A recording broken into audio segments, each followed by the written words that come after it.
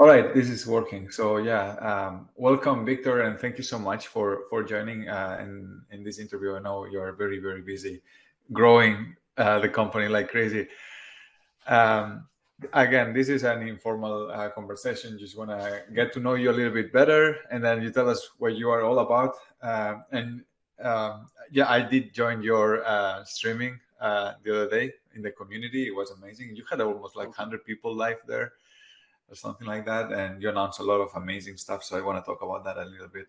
So yeah, why Yeah, man. we don't start with like an intro about you and who you are and what's your background? Yeah, sure. Thanks for having me. Excited to be here. So I'm Victor, and I'm the CEO, and I'm one of the four co-founders of Synthesia, and we are the world's leading platform for creating AI video content. For those of you who are not aware of what Synthesia is, essentially the way it works is you go to our website, you pick one of these AI avatars, or you create yourself as an AI avatar, and then you create videos by simply typing in the text. So using this way of working, you can create video content without having to use cameras, studios, lights, actors, and all those things. It really is like as easy as making a PowerPoint slide, something like that. And that's kind of like where we're at right now, very much focused on what I'd say is like business communications, training, learning, sales, marketing content. But on a 10, 15 year sort of horizon, what we're working on here really is enabling anyone to make a Hollywood film on their laptop just with their imagination, which maybe sounds crazy, but today you can use Photoshop to generate any image you want. You can use music production software to create any song you can think of, because we can synthesize instruments, sounds, and effects. And we believe that this is going to be the next kind of natural evolution of how we produce media. We're around 120 people today. We've raised a bit more less than $70 million, and we've been around for 5 years. Obviously, there's lots of kind of fundamental AI research required to get us to the point where we're at today.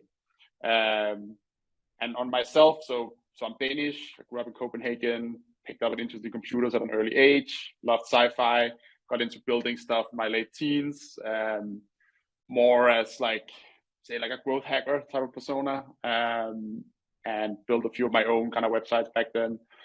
Kind of grew into the Danish startup scene, took roles in kind of product growth for some years, figured out that I loved building stuff, but also that I wasn't super passionate about building like business software, like accounting programs, things like that. So once I kind of was done with my education, I decided to focus a bit more on my interest in sci-fi tech, AI, those types of things. And I moved to London, where I met a professor in machine learning and got very interested in this space. And fast forward 5 years, we're here, and we've managed to actually build a company. That's the short version. Yeah, that's amazing and very impressive growth, right? Because in your live stream the other day, you said you are over 120 people now in the company, so it's growing rapidly. We use Synthesia for some of our tutorials and trainings in our community. So Awesome. it's very impressive. I really love like the I think you mentioned, you call it like the script is your timeline. So you just select one of your pre-built avatars and you have like a very rich gallery of AI humans, and you can just pick one, add any language, and they feel very natural. And this week you announced a lot of new things to make it even better, more natural. So how did you get the idea of this? I mean, I see the world coming in this direction, and especially with like things like the metaverse and things like that. But you made a platform. It's like the leading platform in this space that truly simplifies the creation of content and going from an idea to a final product without having all these expensive equipment, actors. You just type, and in any language you can have like a human with a personalized message and product, right? So how did you get this idea? Well, I think in some ways it's kind of, we did what you are not supposed to do according to traditional startup lore, which is that we honestly started a little bit with the technology. I saw this, I mean, deep fake technology is a word we probably can't really kind of, escape. My co-founder, Professor Matthias Niers, is kind of one of the first people to really do research in this area. And when I saw this stuff that he'd done in an academic context for the first time, I just when you see something and you just have a feeling like this is going to change the world. Like it's super early and it's not clear what the exact path to it is. But when I saw that, I was just like, this is fundamental. Like something is going to happen with this technology. And for us, the key idea was this idea of like, this is the first peek into software that eventually can kind of replace cameras. That was like the starting point back in 2016 when we first started talking about building a company in this space. What was much more unclear was from the version of the technology he had built back then, how could you turn that into a product and what was the market for it? So the kind of first year of the company more or less was just like, can we actually rebuild this technology in a commercial context, get something we can use to edit video at least.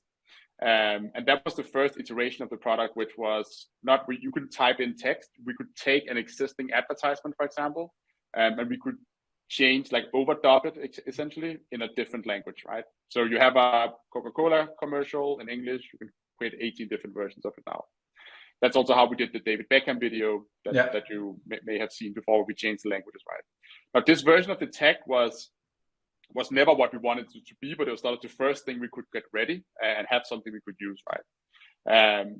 It took a PhD 5 days to create one video, and we charged, what would today have been 100 years of the studio plan to create just one video. So it's a very different kind of model. But we kind of actually took that to market. So me and Stefan, who's my kind of business co-founder, we're like, we're doing R&D on the AI stuff to make this truly scalable. And that was a very clear path. But we're also doing R&D on the commercial side of things. Like, where is this value? How do people use video today? How do we think that this kind of technology can kind of change the market dynamics? And the way we thought about that was just like, in a year, we just need to speak to 1,000 people who make video content, understand what their problems are, what would they like to do, how do they react to these videos, really just build like a strong mental model of how we could take this to market. So while we were doing that, we were doing these kind of one-off projects. It wasn't very interesting from a revenue perspective. It was much more of a service business than it was like a SaaS business. And investors didn't really like it. They had a very hard time seeing the leap from where we were back then to how we become the product that we are today. The big breakthrough for us was we knew it needed to scale, and we know we needed to make it much more accessible to really reach a wider audience. I'm a big believer in kind of avoiding competition and creating a new market. That was very much the mindset that we had, right? The unlocking technology there was this going from text to video, which is the technology we have today, where you just type something in and we generate this video of an avatar. And once we kind of cracked that, we had a pretty good understanding of how professionals work with video. And we had taken a particular interest in the kind of lower end of the video market, not like the Super Bowl ads and the Hollywood films and the really expensive advertisements, but a lot of the content that gets produced in a big corporation, it's not terribly exciting, right? But it has a lot of value to the people who are making that content. And they had huge problems because even though it was very simple content and it was not content that was going to be seen by like millions of people or shown to customers, it was still so difficult to create, right? Because you still had to have that camera and microphone, and even a Loom video can actually be very difficult to make if you want it to look good, right? Yeah. So that lower end of the market was kind of the thesis that we could build this product that could create videos automatically. And the videos would definitely not be perfect, but they would be a much better alternative to a real camera. Because if you take a drop and let's say the videos are maybe 75% as good as if you record it with a real camera, but it's 1,000 times easier to create it, then you begin to have a really interesting value proposition, right? So when we kind of released that first product onto the market, which is the product that we're known for today, that thesis actually kind of held water. We built the platform to be very open. It's $30 a month, right? So very much the kind of bottoms up type of mindset. And we could just see people coming in, creating content, and we'd see some people try to create Facebook ads, and they would clearly churn because the video quality is not good enough for running a Facebook ad. And we would see these people doing training and learning content, and they kept making more and more videos because it worked really well for their use case, right? And so I'd say it's a very iterative process throughout the getting to where we are today. But we took some pretty big kind of leaps of faith in terms of what technology we should build, right? But it's a very interesting, building an AI company is very interesting because it's very different from building a normal SaaS product where, in the early days, you can be like, let's just try and build this feature and see if it works. You can get there in a couple of weeks, right? With this AI stuff, it's like, try and build this stuff. Maybe it'll take 2 months, maybe it'll take a year, maybe it'll take 5 years. Nobody really knows. If it's 5 years, we're not going to make it. If it's 6 months, we're hopefully going to make it. But you have to take, you just have a lot less like kind of runway in terms of the amount of bets that you can make, right? Yeah. And that's actually a lot more challenging than we had kind of thought initially when we went into it. So let me give you kind of like my opinion looking externally at what you're doing, right? Because when I see this very innovative AI technology, many companies struggle to find the business value. And I think what you are doing extremely well is focusing on building something that brings value right away. And then you have a long-term plan. And eventually you will get into this kind of Hollywood kind of AI solutions, right? And you are already doing that as kind of like it's more like services like the David Beckham thing. But right now you really target like a set of use cases that are that bring a lot of value. I mean, I work for IBM. At IBM, we are 400,000 people. Every time we need to record videos, training, they are hard to record. It's like a whole like setup, and then they are not personalized for every single group, people, person, new hire. So with your technology, you can very easily just customize just text, which you can automate, and then have like a personalized experience. What I'm also very, very impressed is how well you build a SaaS business around it with like amazing customer support. I mean, I read that in comments, I read that in reviews online. You have a very active community, very passionate. You're really nailing the getting like a big fan base of like users that really love your product, and then they are promoting your product themselves without you having to spend a lot of money on marketing. You have like a big following there. So let me talk about a little bit about some of the things that you are doing, because you're also investing a lot on this AI technology, right? And making it super advanced, and the avatars are becoming like very, very natural. And you announced a couple of things. Let's talk. Studio might be like the biggest, one of the core components of your platform, right? If you can talk a little bit about what Studio is, and you're making it more collaborative, especially targeting like bigger companies that they need like different stakeholders to produce those videos. Yeah. Thanks for the kind words, first and foremost.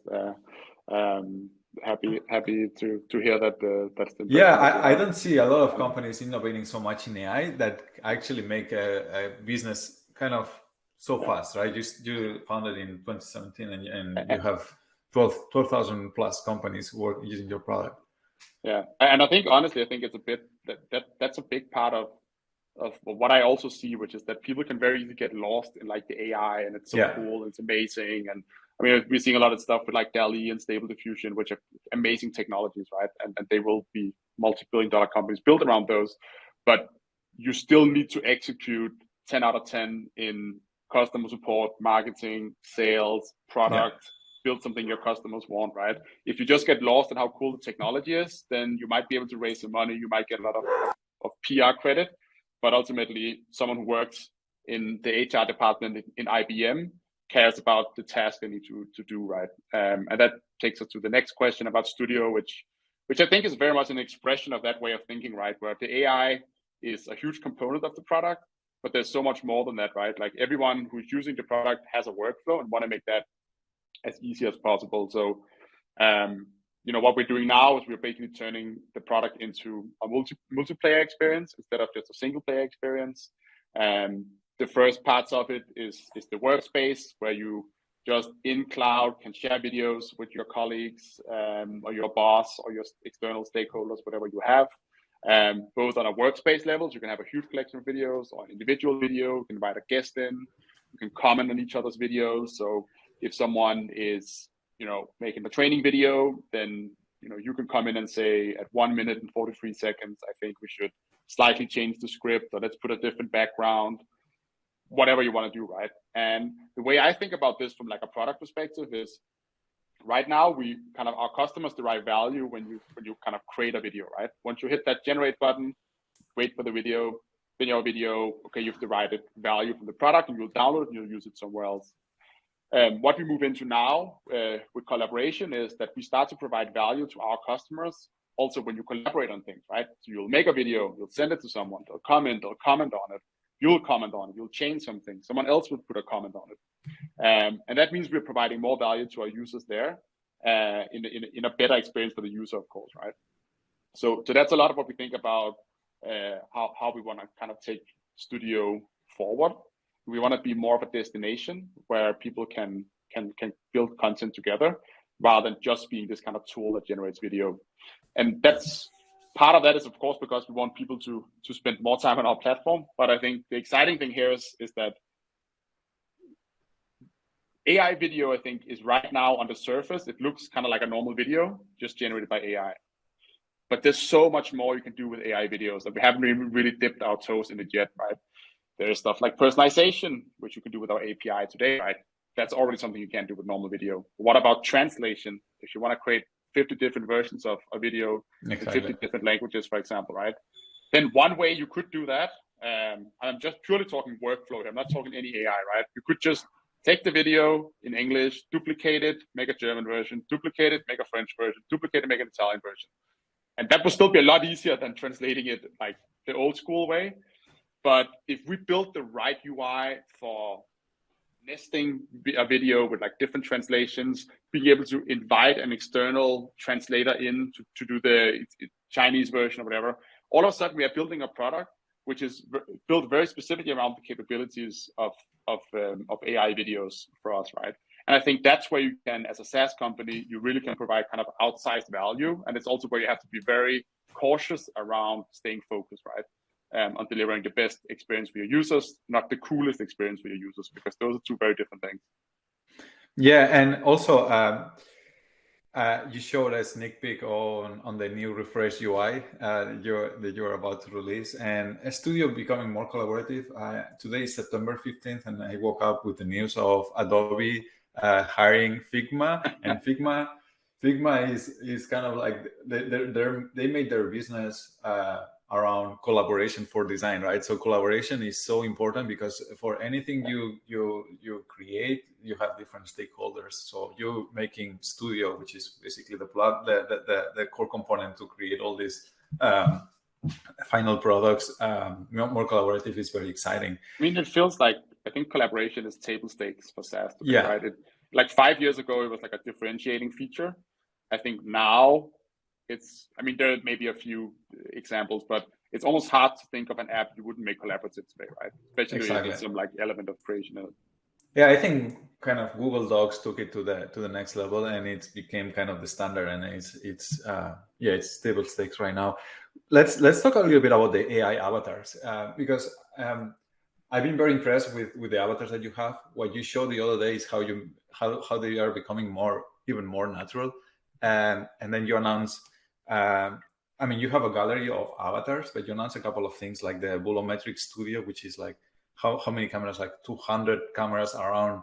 So yeah. you don't just capture just the face, but like the full body expressions. So those avatars, from what they are right now, which are already awesome, to what they will become, is just mind-blowing where you're going. So if you can talk a little bit about that, and then also how you can the concept of web avatars. So I could create an avatar about myself with even voice cloning, and I don't even need to go to a studio. I can do it with my own webcam at home. So if you can talk a little bit about how you're evolving your AI technology and creating even more natural and personalized avatars, that would be great. Sure. Yeah, so I think there are like two kind of primary dimensions we think of avatars on, and those are the two you mentioned here. So the first one is about the expressiveness or the quality of the avatars, where today, the avatars are great for kind of instructional content, but you don't have a lot of control over making them like happy or sad or confused or waving their arms around. And that's not because we don't think that has value. That's because it's just a super difficult technical problem to solve. But that's, of course, the way you want to take it, right? You can imagine that if it's a sales pitch, then you want the avatar to be talking in a salesy way, maybe using the hands more, things like that. But that's what we've built now. It's taken us, the better part of a year to upgrade to the kind of next level platform. I won't bore you with the details here, but that's essentially sort of ready now. And we're going to start to introduce like emotions and expressions into this. The first we have is micro gestures, which is essentially kind of like body movements or gestures you do with your head. That could be, for example, you could wink your eyes, or you could nod like this or like this, or look to the left or look to the right. These kind of small things, or emphasize a word by doing like this with your head, right? So those are kind of like things that are going to hit the product in like the next couple of months. And then from there on, it's all about, again, more emotion, more specificity, using your hands. The kind of roadmap you can imagine is really just from what we're doing now to making someone perform a rock concert on stage with all the head banging and arm movement that kind of goes with that. So that's something we're quite excited about. I think it's hard to underestimate how difficult these problems are and how they take a long time to solve, you know, but we're getting there. And then the other part of the other dimension of avatars is sort of what I think of as scale, which ultimately is like, we have a very strong belief that most people who work with communications, either externally or internally, will in 10 years have some kind of digital representation of themselves, just like we all have an email account, for example, right? To onboard hundreds of millions of people with their own avatar, we obviously need like a super scalable way of creating those avatars. The way it used to be done is you kind of, most people at least will go to a studio, record footage for us, send it to us, and it'll just be like kind of a manual process, right? Now we are launching web avatars, which, as you mentioned, is a fully in-browser experience. So we definitely suggest you use like a professional webcam, but you essentially just log into the app, click request your own avatar, you'll be able to see yourself, and then we'll just kind of walk you through without you having to, you know, go to studio or connect anything external. It all kind of happens on your laptop. And that means we can start creating avatars for people in, you know, I think the process takes like roughly around 5 minutes if you're efficient. And that's obviously like a huge factor in terms of how do we onboard as many people as possible to have their own avatar. And now you can even add your own voice as well, right? Exactly. So that's obviously also a big component of this. It's also in itself a very kind of difficult technical problem. But we're now also able to offer really high quality voice cloning to people who make an avatar as well. So, and for everyone, we're over 2,000 people in this community. So for all of you that you're watching this, we're talking about a lot of amazing AI stuff, but what Victor and the team did is to make it really accessible, really easy to use. So I will share with everyone tutorials and the website, and you can just go ahead and get started, because the entry level to this amazing technology is super simple, and you guys keep making it even easier. Right now, I mean, it was already very simple, but now you can even create your own avatars, or I think it's in close beta, you're going to open it up, but you will be able to do that in just a matter of minutes using your own webcam at home without having to go to a special studio and wait a few days for that. So very straightforward technology. And the fact that you're adding all these micro gestures and things like that is just making it even more natural. Can you talk a little bit about the TikTok thing that you did? I think that was fun, and you got a lot of views, right, on those. So if you can mention a little bit what you did there. Yeah, so I think I mentioned a bit earlier, right? But we fundamentally believe that kind of AI video it's gonna become its own format, right? Because there's so many things you can do with video or audio, for that matter, when you're generating with software that you can't do with normal video or audio recordings. And we have this kind of team who's actually tasked with like, let's explore like all the crazy stuff you can do with this technology. And one of them we did recently was we made one of our AI avatars count to 1 million live on stream, right? Which took 45 days. The stream was completely uninterrupted. We had Anna, she was like just counting away, taking questions from people along the way. And it was mostly just like a fun experiment. But this is like some of that stuff you can imagine that might become a business use case at one point, right? They would just have like 27 channels of webinars running, or like, it's very hard, I think, to wrap your head around like how a company would use that. But I just know that in 5 years, companies will use this in some ways we probably haven't thought of yet. And so we always want to challenge ourselves to think, hey, with this tech, what could we do that would be amazing? The first thing we did was like change David Beckham, right, where he spoke like 10 different languages. Today, that feels, you know, I mean, it's definitely cool, but it feels like people have kind of seen that now. There's several companies who just do like AI dubbing now, like we did back then. It's becoming a thing, right? It's like almost in a couple of years, it'll not be that entertaining anymore.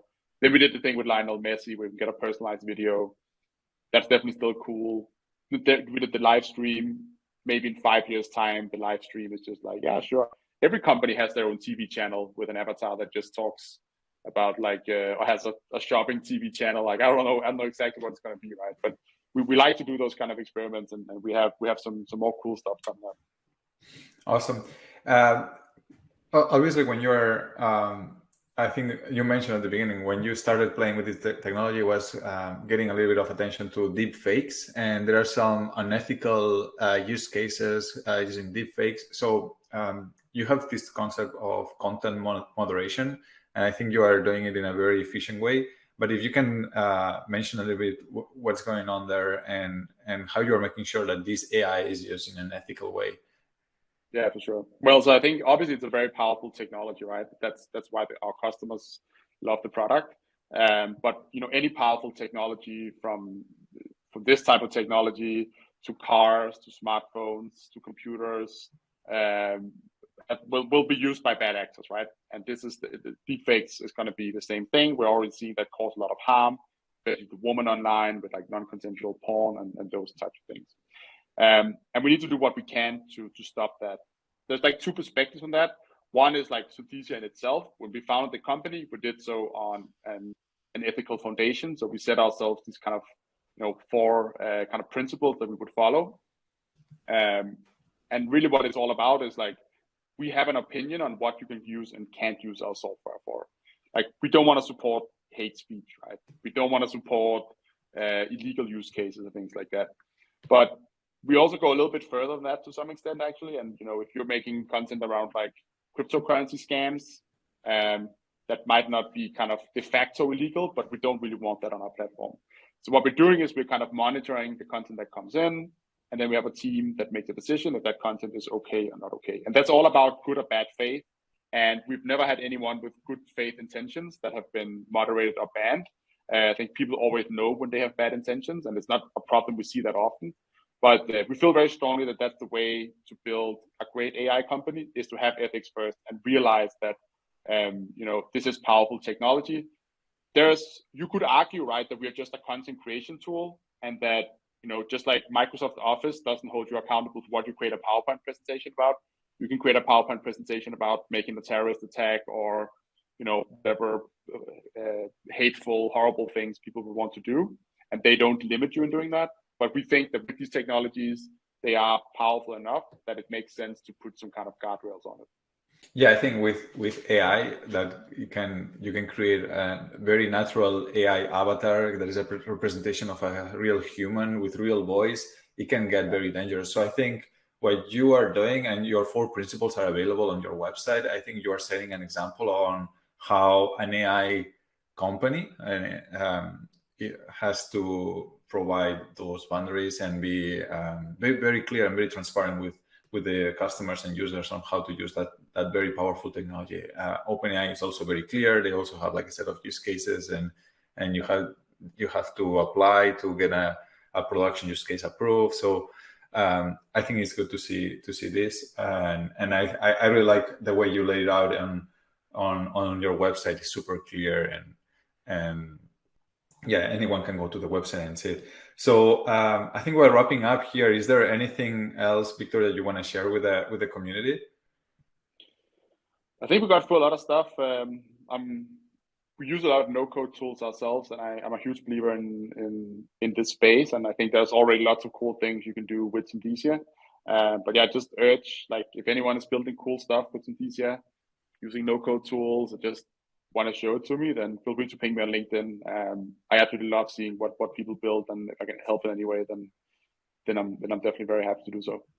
Yeah, absolutely. We'll share. We have a tools gallery with no code AI tools. We'll add Synthesia there in the gallery, and we'll add tutorials. And I also encourage everyone to join the community once they become users, because you have a very vibrant community on a Facebook group, and you have live streamings like the one that you did 2 days ago. So yeah, Victor, thank you so much. I know it's kind of late there in London. You guys are working really hard to make this an amazing platform, and I'm loving the direction and where you're, like, all the work that you've done so far, and where is it going. So yeah, congratulations to you and to your team, and keep it going.